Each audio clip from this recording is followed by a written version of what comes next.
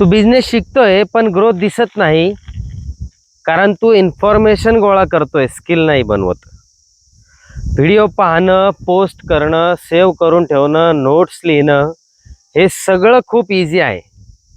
सगळं मार्केटमध्ये तुला सरळ उतरून छोटी छोटी ॲक्शन घेणं आणि त्यातून काही गोष्ट घेणं जास्त इम्पॉर्टंट आहे, जे तू टाळतोय. बिझनेस शिकायचा असेल तर एक रूल लक्षात ठेव: लर्न, अप्लाय, फीडबॅक, इम्प्रूव्ह. आज एक छोटा कॉन्सेप्ट शिक, लगेच त्यावर ॲक्शन घे. छोटा एक्सपेरिमेंट कर, रिझल्ट बघ, काय काम केलं, काय नाही केलं ते लिहून ठेव आणि दुसऱ्या दिवशी त्यामध्ये सुधारणा कर.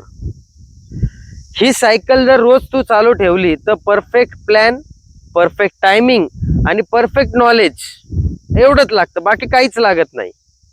आणि लागतो तो कन्सिस्टंट ॲक्शन.